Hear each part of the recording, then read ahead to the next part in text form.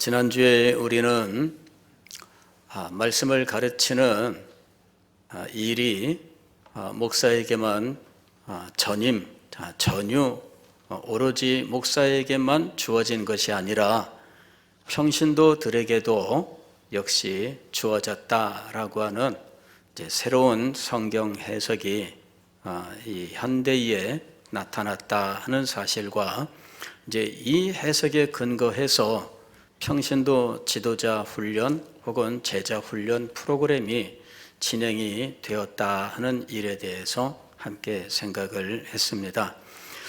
오늘은 새로운 교회 운동의 성과에 대해서 좀 말씀을 드리겠습니다.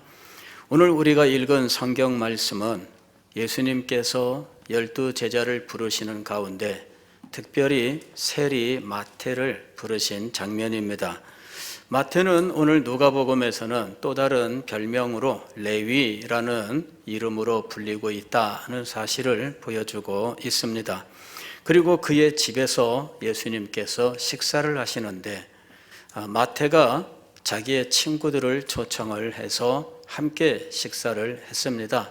그런데 이 친구들은 마태가 세리이기 때문에 친구들도 역시 세리들이었다는 것이죠.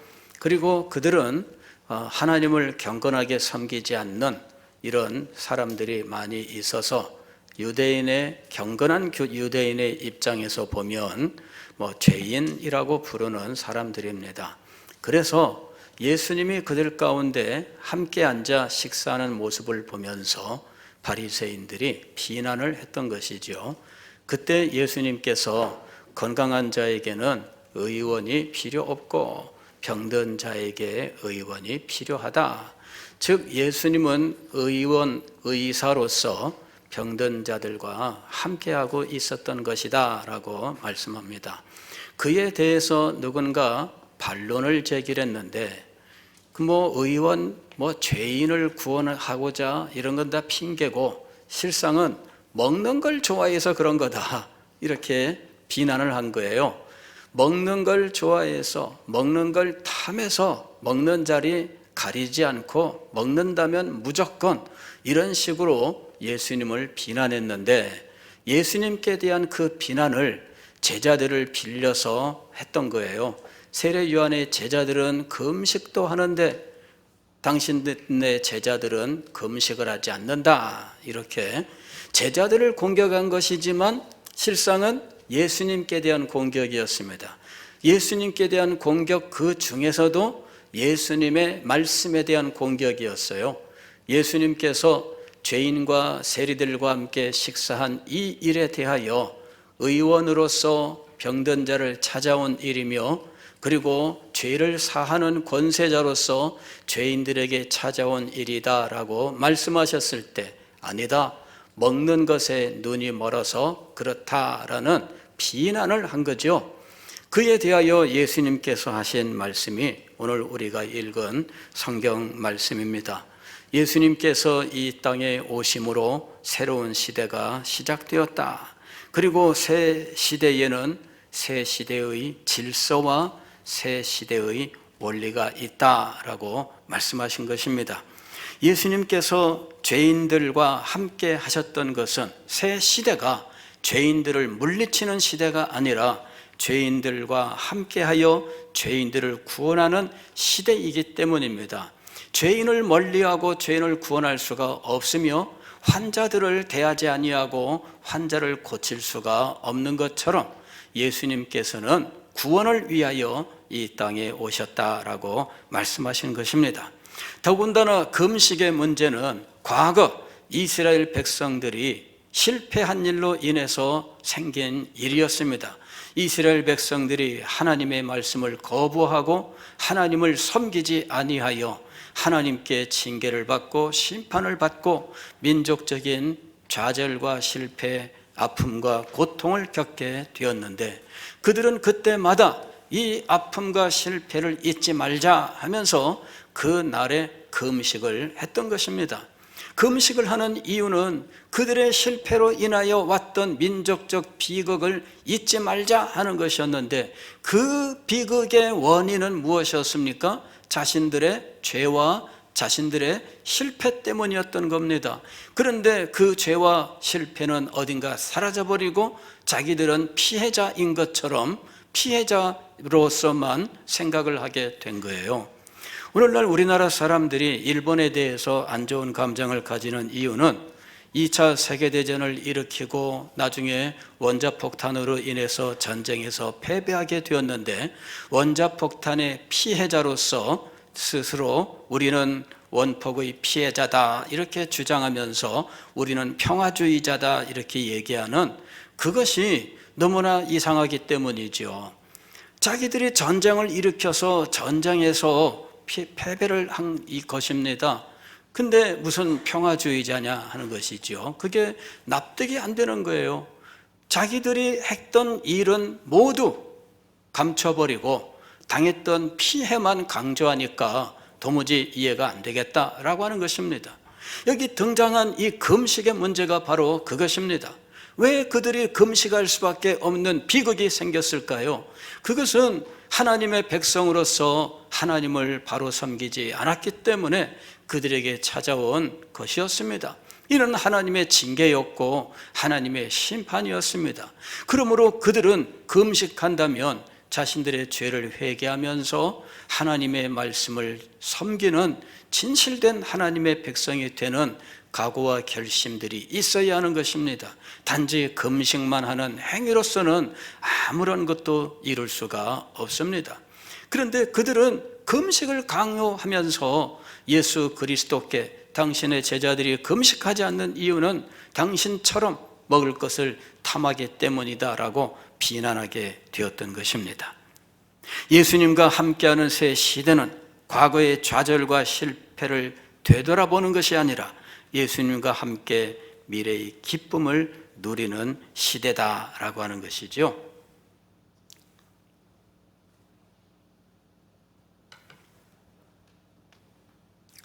이것은 예수님께서 이 땅에 오심으로 시작된 새로운 시대의 하나님의 계획에 대한 말씀입니다.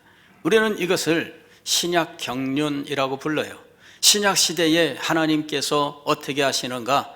죄인들을 부르시고 병든 자를 고치시는데, 예수님께서 오신 이 새로운 시대에 죄인들을 찾아가고 가난한 자를 찾아가고 병든 자를 찾아가고 이렇게 하면서 새로운 구원의 길을 제시한다라고 하는 것입니다. 이스라엘의 과거의 실패, 과거의 좌절에 근거한 관습을 지키면서 그것에 매여 있는 것이 아니라 그것을 떨쳐버리고 새로운 은혜 가운데로 나아가는 새 시대에 대해서 말씀하고 계셨던 것입니다. 그런데 이 본문을 새로운 교회 운동의 증거 본문으로 사용하는 사람들이 있었습니다. 이제 이런 사람들은 지금 현대는 과거와 다르다 이렇게 이야기를 합니다. 더군다나 예수님이 활동하던 2000년 전과 지금은 과학에 있어서, 의학에 있어서, 철학에 있어서, 또 그리고 물질적인 인간의 삶에 있어서 너무나 큰 발전을 이룬 전혀 다른 시대이므로 다른 시대에는 다른 방식의 교회가 세워져야 된다라는 이야기를 한 것이지요.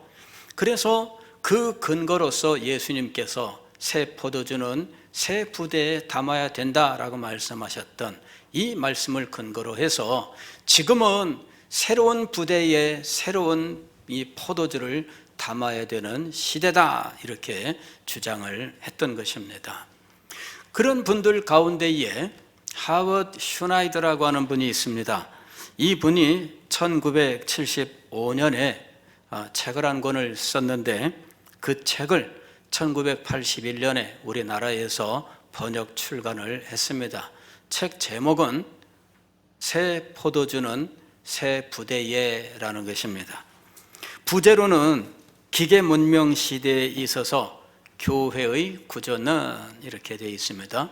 기계 문명 시대에 교회의 구조가 과거와 동일하게 있어서는 안 된다라는 이야기를 하는 것이죠. 시대가 변했다. 현대는 2000년 전에 비하여 성인에 해당한다 이렇게 얘기합니다. 2000년 전이 어린아이와 같다면 지금은 성인에 해당된다. 어린아이에게 통하던 것을 어른에게 적용해서는 안 된다 이렇게 이야기하면서 어른이라면 어른에 맞는 교회의 모습을 가져야 한다 이렇게 이야기합니다.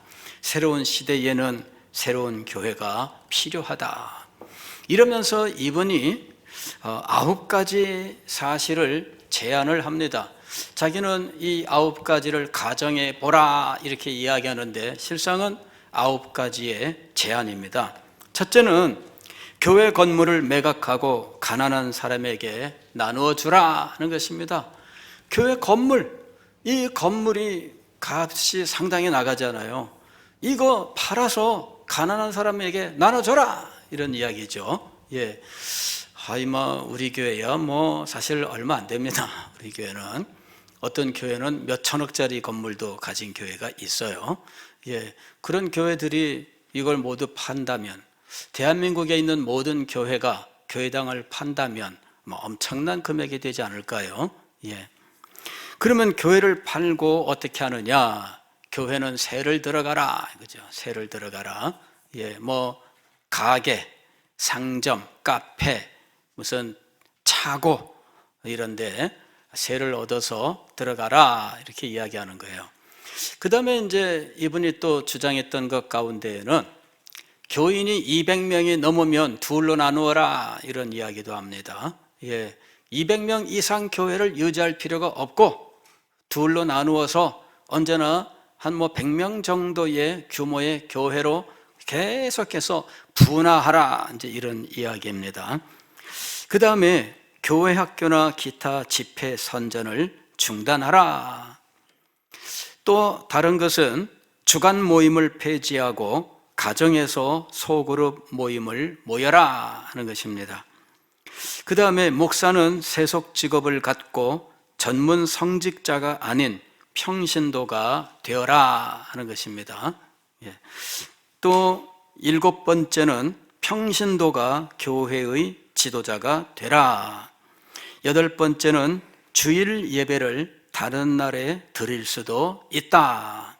9번째는 전도는 가난한 자들에게 하라 하는 것이죠. 굉장히 혁명적인 이런 아이디어를 담고 있습니다. 이 책이 나온 지 지금으로부터 한 47년 이렇게 되었는데 그 사이에 이분이 제안했었던 이 아이디어를 실천했던 사람들이 굉장히 많이 있습니다.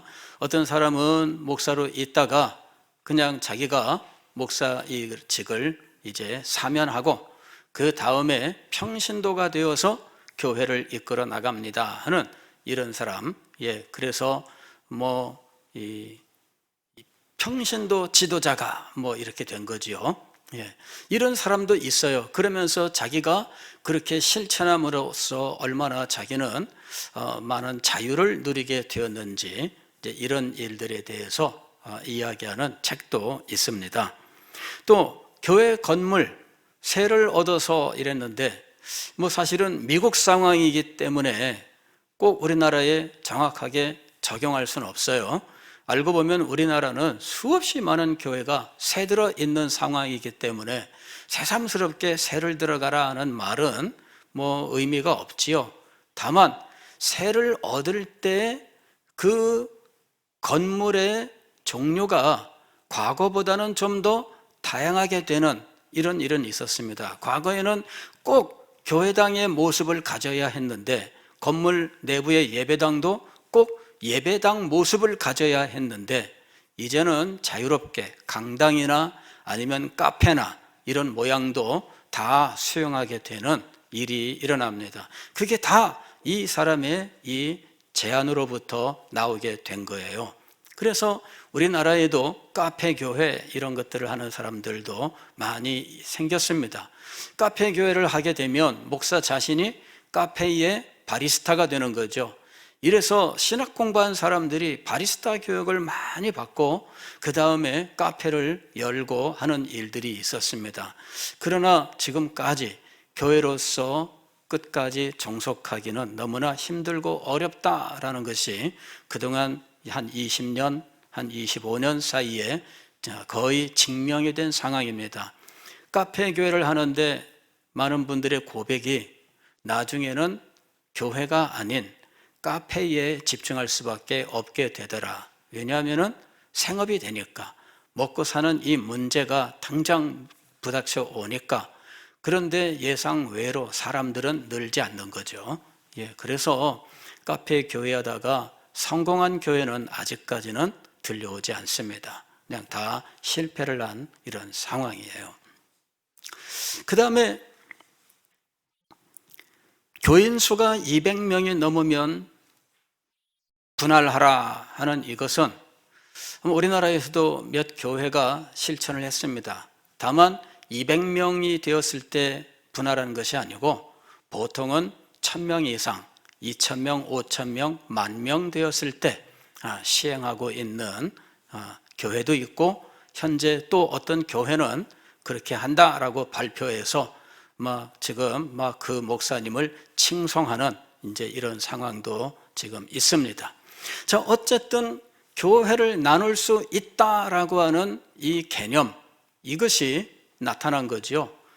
지금까지는 교회가 하나의 교회로 계속 키워가기만 하려고 했는데 이 교회를 나눌 수 있다라는 이 개념, 이 아이디어가 혁신적인 것입니다. 그래서 이 아이디어를 따라서 교회를 나누는 일들이 일어나고 있는데, 요즘 와서 생각해 보면 역시 이 교회가 분할하는 것이 교회 개척의 아주 굉장히 강력한 방법이다라고 하는 것입니다. 목사님 혼자 그냥 깃발 들고 나아가는 것이 아니라, 또 어떤 교회가 그분이 교회 개척하는데 일정 금액을 지원하는 그런 수준이 아니라 교인들이 함께 나아가서 교회를 개척하는 이 방법이 성공하는 방법이다. 이제 이것이 요즘 와서는 더 분명해집니다. 그래서 가능하면 교회들이 분할하여 양쪽이 다 성장하는 이런 방향으로 가는 것이 참 좋다라고 하는 것은 많은 분들이 인정하고 있는 사실입니다. 주간 모임을 폐지하고 가정에서 소그룹 모임을 모여라. 수요일이나 화요일 날 따로 모이는 주간 성경 공부, 이것을 소그룹 성경 공부로 대체하되 교회에서 모이는 것이 아니라 가정에서 모여라 하는 이야기입니다. 이것은 굉장히 혁명적인 이야기였어요. 우리한테는 새로울 것이 하나도 없습니다.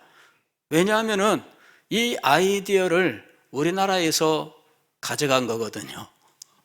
우리나라의 구역 예배가 요거였어요.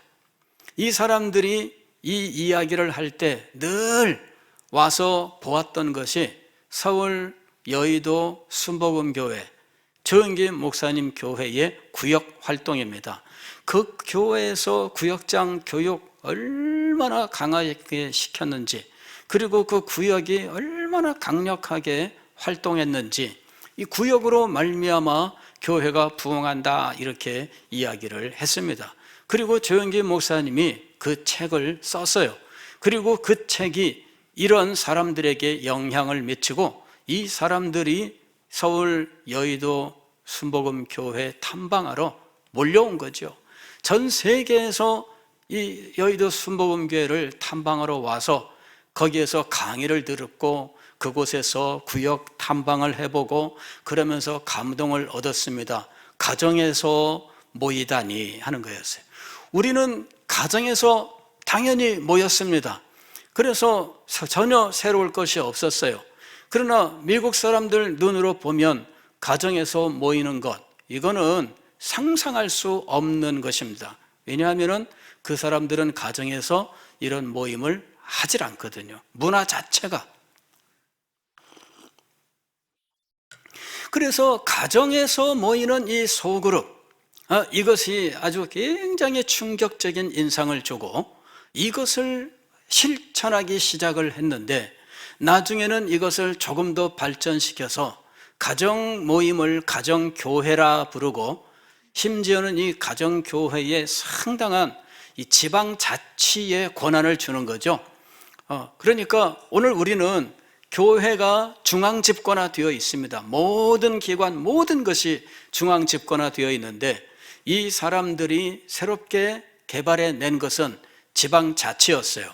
그래서 가정교회라고 하는 명칭을 주고 그리고 거기에다가 헌금 사용권, 선교사 파송권 이런 것들을 다양하게 이양을 해주고 그 사람들이 자체적으로 헌금하고 그 헌금을 선교사에게 쓰고 하면서 자유롭게 열어주게 된 겁니다. 그렇게 해서 지방자치적 가정교회라고 하는 것으로 발전시키면서 이것이 현대 20세기에 교회가 부흥하는 아주 중요한 요인이 되었다라는 것입니다. 원래는 이것이 한국 교회에서 나온 거예요. 한국의 문화에서 나온 겁니다. 한국은 가정을 개방하고 가정에서 만나고 가정에서 대화하고 하는 문화가 이미 오래부터 정착되어 있어요. 한국에는 사랑방 문화가 있습니다. 그래서 이 사랑방에서 동네 사람들이 저녁 때 모이고 동네 청년들이 또 모이고 이러면서 이를 새끼를 꼬면서 대화하고 군밤 구워 먹고 고구마 구워 먹고 하면서 대화하고 외부에서 새로운 손님이 오면 거기에 재우고 그 사람을 만나서 대화하고 새로운 소식을 듣고 하는 이러한 사랑방 문화가 있었는데 한국 사람들은 가정을 개방하고 그곳에서 예배를 드리고 하는 이런 일들이 자연스러웠던 겁니다. 그런데 그 자연스러운 이 문화를 보고 충격을 받은 이 사람들이 우리도 가정에서 모이자라고 해서 모이게 된 거예요. 그런데 오늘 우리는 정반대로 가고 있죠. 우리는 지금 가정에선 모이지 말자 이러는 쪽으로 흘러가고 있습니다. 여러 가지로 과거와 많이 달라졌어요. 가정에서 모이는 이 가정교회가 이제는 우리한테도 엄청난 도전이 되는 시대가 되어버리고 말았습니다. 오히려 이 가정에서 모이는 이 모임이 전혀 생소했던 충격적이었던 외국에서 이 운동이 왕성하게 일어나고 그 모임을 통해서 교회가 성장하고 있다는 것입니다. 오히려 역전되어 버렸어요. 우리는 축복을 상실하고 있고 외국은 오히려 우리 것을 참조해서 더 발전시키면서 부흥하고 있는 이런 역전이 일어나고 말았다 하는 것입니다. 목사는 세속 직업을 갖고 전문 성직자가 아닌 평신도가 되어라 라고 하는 일부에서 실천한 사람이 있지만 이것이 계속될 수 없는 이유는 평신도를 계속해서 훈련시켜야 하는 이 일을 누가 할 수 있는가라는 것입니다.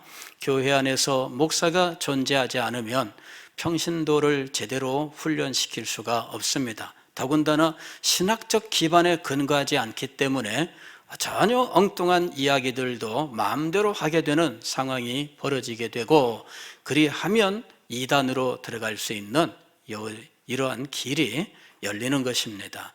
실제로 이단들은 전문적으로 신학 공부를 배운 사람들이 아닌 그냥 어디 교회 가서 집회에서 은혜 받고 그리고 이 사람이 그냥 목사로 자처하게 될 때 일어난 일들입니다. 심지어 어떤 사람은 스스로 안수를 하여 목사가 되었다라는 이런 일까지 있습니다.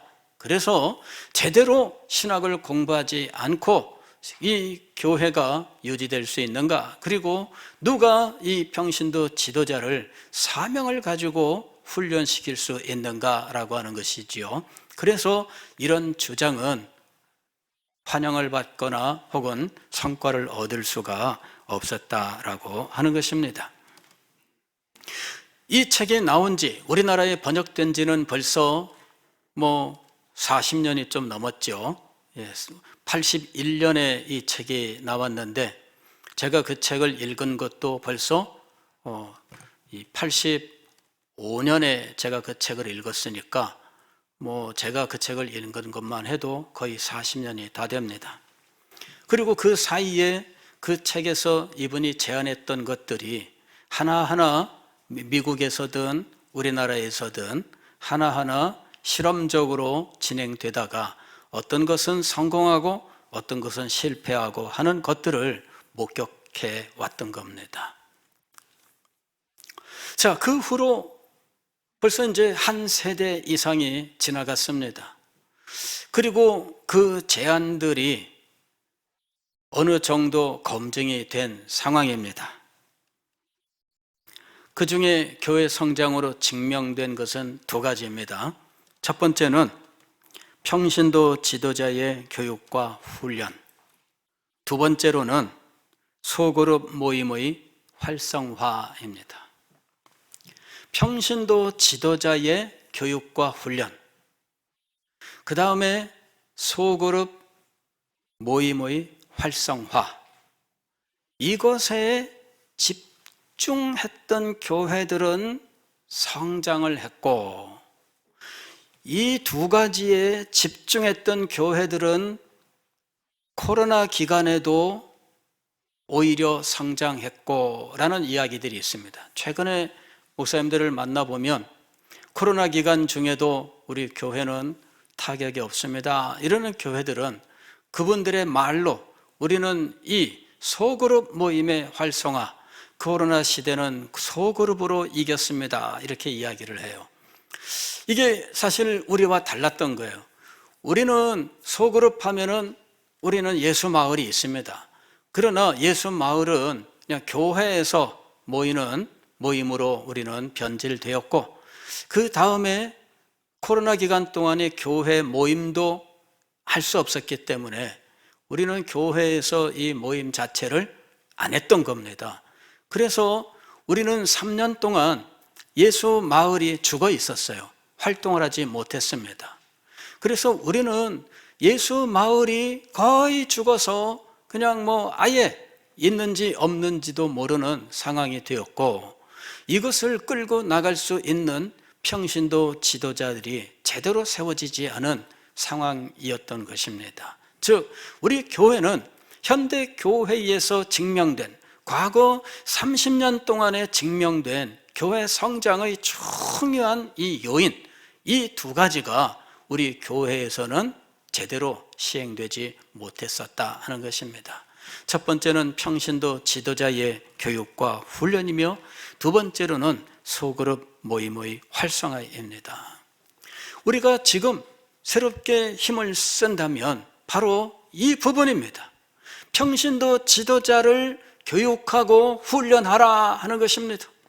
두 번째로는 소그룹 모임을 활성화하라 하는 것입니다.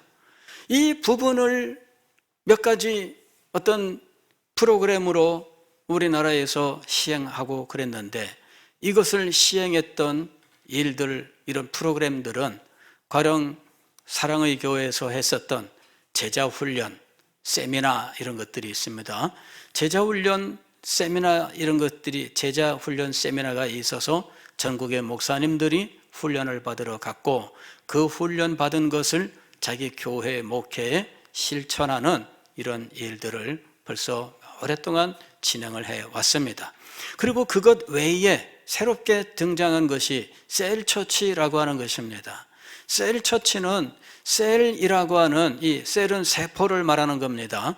그래서 마치 생명력을 가진 세포가 이제 세포 분열을 통하여 2개, 4개, 8개, 16개, 32개, 64개 이런 식으로 계속하여 2배 늘어나면서 이것이 8세대까지 가게 되면 얼마까지 성장한다.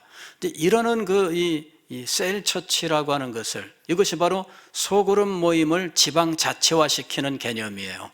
이렇게 해서 셀처치를 시도한 교회들이 많았었고, 셀처치를 시도하는 교회들이 했었던 프로그램들이 G12, D12 혹은 두날개 이런 것들입니다. 그런데 이런 교회들이 일정 부분 성장하고 또 모범이 되었는데, 다만 이 교회들의 문제점은 신학이 불건전한 성령 운동과 결합되어서 신학적으로는 혼탁한 상황이다라는 것입니다. 이것이 문제였어요. 우리나라의 셀처치들은 불건전한 성령 운동과 결합된 이런 일들이 참 많습니다.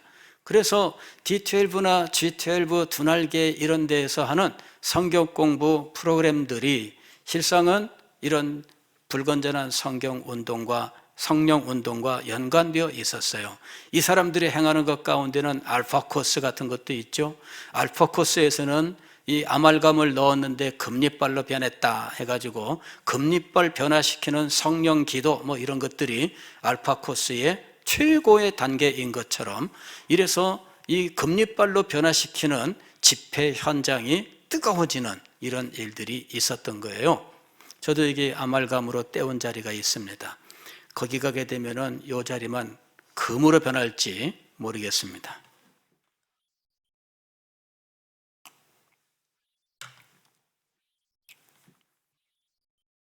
아말감은 색깔이 변해요. 이건 뭐 우리 이나 똑같은 겁니다. 누렇게 변하는데, 누렇게 변하는 이유는 그게 다 음식물 찌꺼기입니다.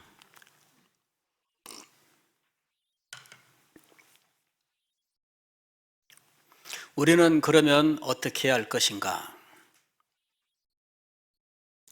평신도 지도자의 교육과 훈련, 소그룹 모임의 활성화라고 하는 이 두 가지는 현대에 와서 검증된 거예요. 이거는 미국에서뿐만 아니라 남미와 싱가포르와 그리고 우리나라에서도 검증된 거예요.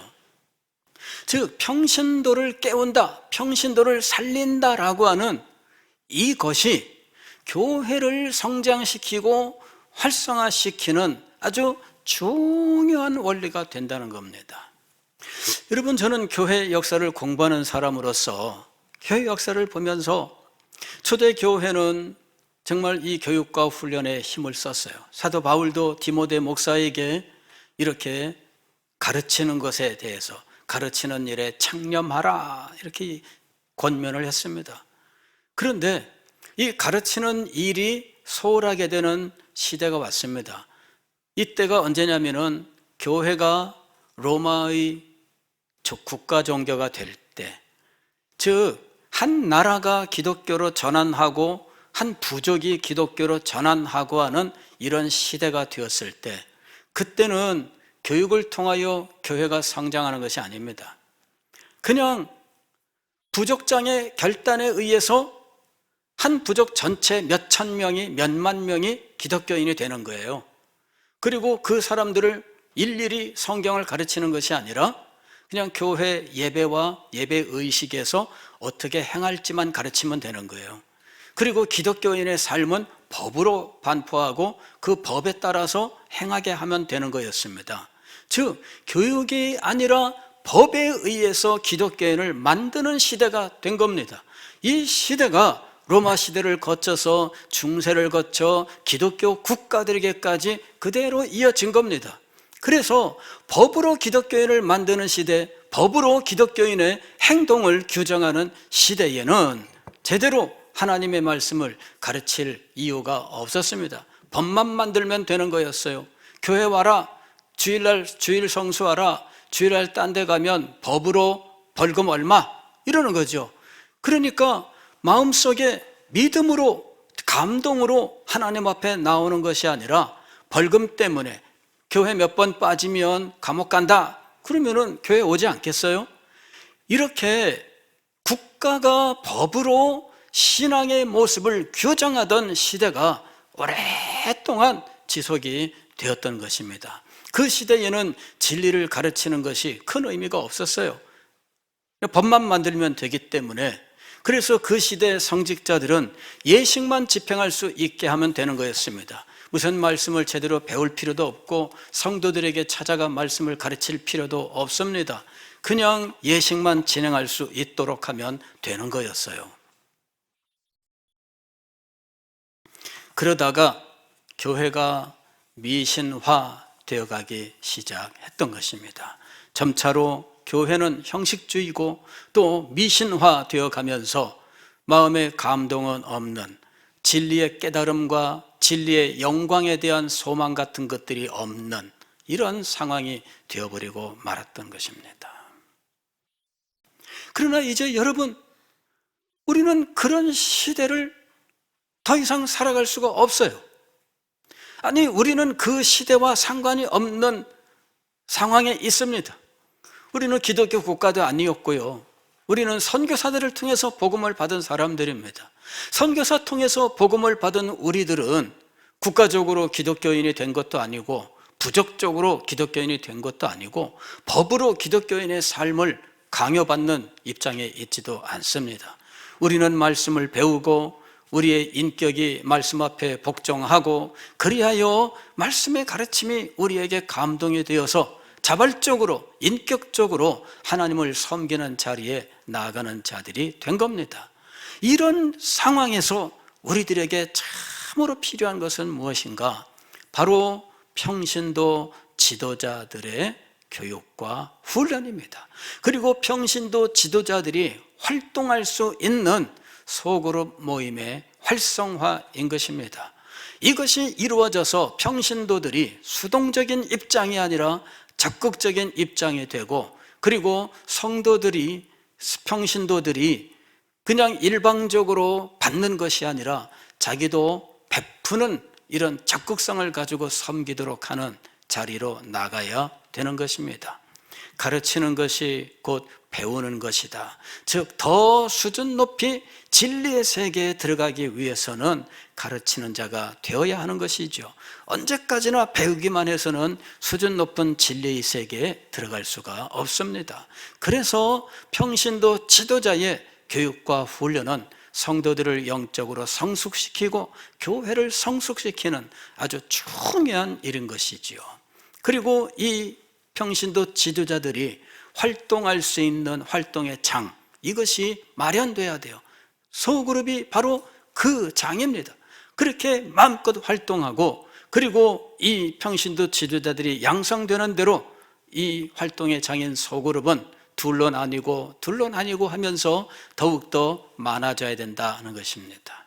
마치 세포가 분열을 이루어서 우리의 몸이 성장하는 것처럼 이렇게 교회가 성장해야 된다라고 하는 거예요.